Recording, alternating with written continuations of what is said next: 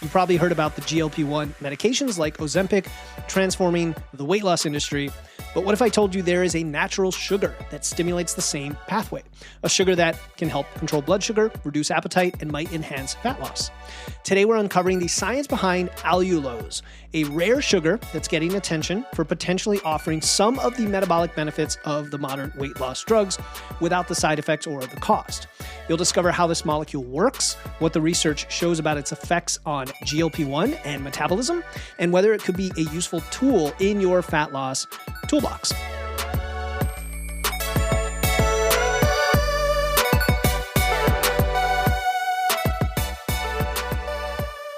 Welcome to Wits and Weights, the show that helps you build a strong, healthy physique using evidence, engineering, and efficiency. I'm your host, Philip Pape, and today we're going to look at allulose. It is a unique sweetener that is generating some news, some buzz for potentially offering some similar metabolic benefits as modern weight loss medications, but through natural pathways. And the timing couldn't be more relevant because the GLP-1 drugs like Ozempic and Mounjaro have exploded on the scene. They're being talked about all the time, as am I, and they're changing how we think about weight management, fat loss, lifestyle combined with these drugs, understanding alternatives. And it's really cool to have something that might work through similar pathways that's more of a natural approach, not as, a replacement for medication. Again, that is outside my scope. You work with your medical professional. If you have a prescribed need for med, so be it. We're not going to talk about that today. But what makes this topic fascinating is how a natural sugar might actually help control blood sugar and appetite rather than spike it. Although, again, we're not going to fearmonger over spikes in blood sugar. It's totally natural when you eat any form of carbohydrates, that have glucose. It's more of using this for specific mechanisms that are similar to the GLP-1 agonists. And the science behind this shows some insights into our metabolism that go beyond just finding another sugar substitute. So I definitely want you to stick around to hear the more in-depth findings when we get into them. I want to give a special shout out to Michael K., one of our longtime listeners. He's a fellow coach. He and I talk all the time over DMs.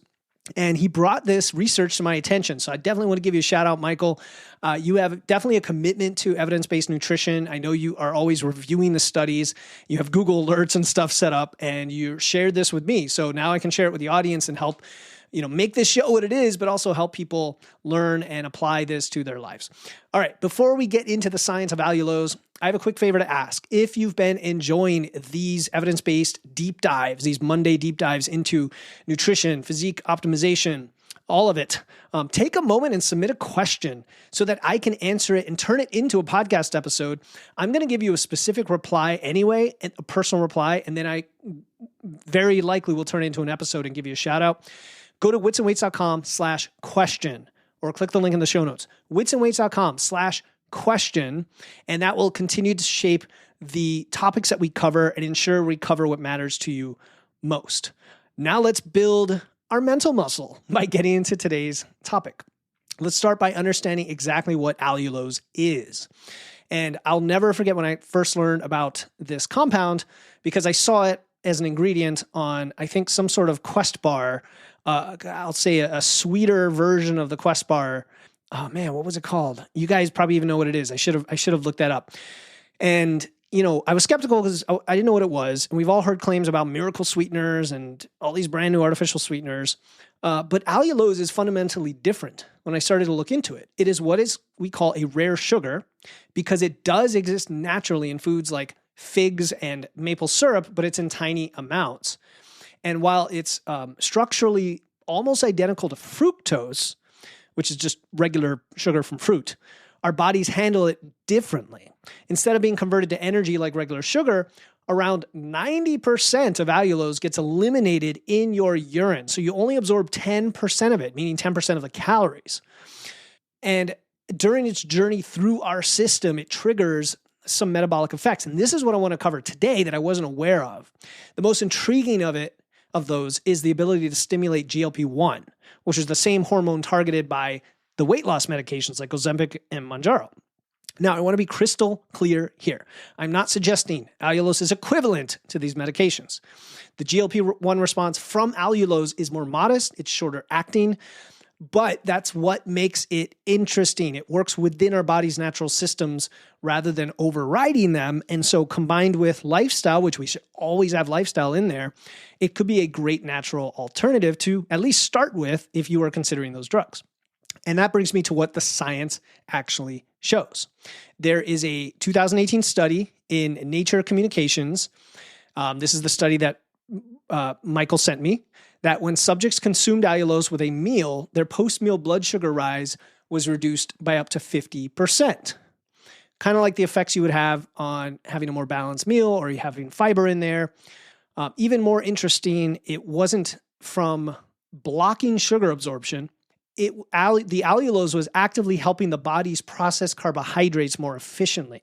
So that's pretty cool, but what about fat loss? Animal studies have shown that adding allulose to a high-fat, high-sugar diet significantly reduced weight gain compared to control groups. And the mechanism appears to be 3 different things going on. Number 1 is reduced appetite, and that's from the GLP-1 stimulation. The second is improved insulin sensitivity, and the third is enhanced fat oxidation. Now, we never want to compare animal studies to humans. We know there's a vast majority of them that do not translate. And the human evidence is still emerging, but it is promising. Dr. Charles Cavo, he's a physician who specializes in metabolic health, and he's reported success using allulose to help patients transition off GLP-1 medications while maintaining their results, which is really crucial because the weight regain after stopping these medications is currently a major concern. My caveat here is I've worked with clients to help them come off of these drugs. We never had to use allulose, and you can still do it as long as you are eating nutritious foods, you're lifting weights, you're not cutting calories dramatically. And I'll tell you, just as a side tangent, one effective way to do this, if you are on these drugs right now, like tirzepatide or something like that is when you get to a reasonable level of body mass that you're going for with the drugs, you can titrate down the drugs in conjunction with your medical professional and come out of the calorie deficit. So it helps, of course, to be tracking, to understand your calories and macros, to be eating sufficient protein and fiber, and to be lifting weights and being active. Those are the lifestyle changes you have to put in place in parallel. You just have to put those in place so that you're at least going in a reasonable deficit, you don't lose muscle mass, you maintain all of these things, and you set yourself up so that it actually is not that big a deal in terms of the food noise and the satiety when you come off the drug. And then when you do that, don't do it while in a dieting phase. Come out of it at maintenance or even into a muscle building phase. That's a whole separate topic. So I just wanted to have that caveat because yes, I could see that if you use allulose, it's almost like a stepping stone. And that is actually pretty cool. I do think that is pretty cool as we start to see allulose in more and more food products, or it's something that you can buy off the shelf and incorporate. And like I said, it's already in like a certain line of the Quest protein bars, and it's probably in lots of others at this point. In fact, I think it might be in that Magic Spoon cereal. Take a look at your ingredient labels, folks, and see where you find it. Anyway, back to the topic. How can we use this information? First and foremost, always, dosing matters, the dosage. When we talk about efficacy and we talk about toxicity and you hear about fear-mongering about different things, dosing always matters, dosing in context. Research suggests starting with 5 to 10 grams per serving, working up to 15 to 20 grams if well tolerated. And the timing appears optimal with meals. It kind of makes sense. If you're talking about blood sugar and fullness signals and all that, it makes sense that you're doing it with meals. Although I could see why people might think doing it between meals could have its own positive effect of potentially reducing your hunger signals, for example. And then they said especially carbohydrate-containing meals where you want to minimize blood sugar spikes. And again, I have to go on a little side diatribe here.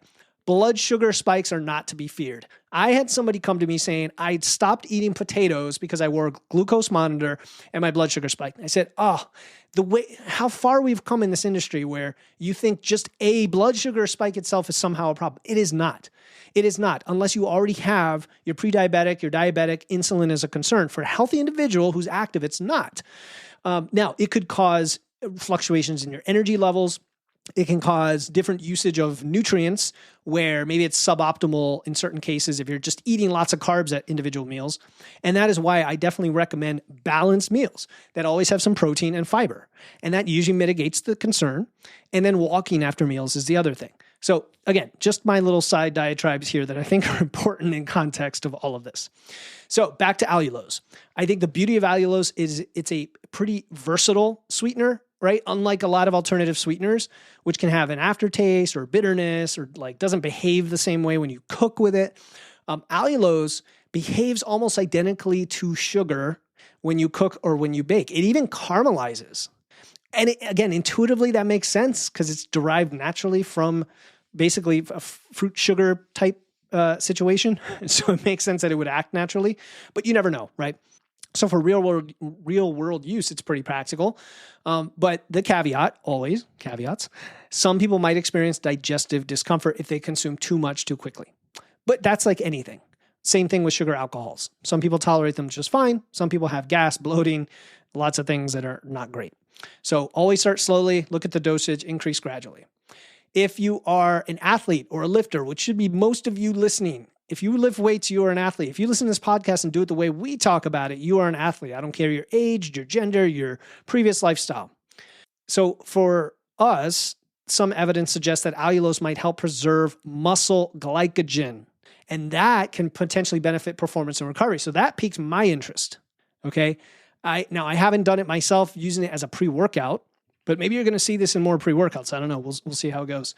All of this evidence is preliminary, so it always takes a while, like years for this stuff to get in there. But the mechanism makes sense because of its effect on glucose disposal, that it would help preserve muscle glycogen. So something fascinating that I think is going to tie all this together, because this episode isn't going to be too long. Allulose isn't just affecting our metabolism through GLP-1. The latest research suggests it might help reprogram how our bodies handle carbohydrates entirely. Okay, and so think about that. This is a sugar that teaches your body to process other sugars more efficiently and kind of working with our metabolism in a way. And who knows what that's going to result in. I'm always skeptical of these kinds of things because at the end of the day, I think we can overthink it. And again, having balance, having the right level of macros, having nutritious foods, having sufficient fiber and protein are plenty to focus on for most people and will do the job. But if you're looking for little optimalities or ways to sweeten things up that are not sugar or not an artificial sweetener, this could be a really cool little corner case. So just to recap, first, allulose is a natural sugar that stimulates GLP-1, similar to but a lot more modestly than modern weight loss meds. Second, research shows promising effects on blood sugar control, appetite, and potentially fat loss. And third, its practical use is important in terms of its ability to use for cooking and baking, but always start gradually and dose up so you can see how you tolerate it. All right, whether you're looking to optimize metabolism, manage blood sugar, support fat loss, allulose is a very interesting tool out there in our nutrition toolbox. It's not a miracle, like none of these things are miracle or superfoods or anything like that, but it seems to be a scientifically supported option that works with our body's natural processes, and I wouldn't fear it, just like I wouldn't fear pretty much any food at this point. And we're already seeing it in approved products. So there is that. All right. If today's episode sparked any questions about this or any other aspects of nutrition and body composition, I do want to hear from you with our new Ask a Question form. Go to witsandweights.com/question or click the link in the show notes. Again, witsandweights.com/question. Submit a question to me and you will get a personal answer by email. And then I will turn it into an episode and feature you on the podcast if you want. That helps shape the podcast and give you what you want. All right, until next time, keep using your wits, lifting those weights, and remember, sometimes the most powerful solutions are the ones that work with our biology and not against them. This is Philip Pape, and you've been listening to the Wits and Weights podcast. I'll talk to you next time.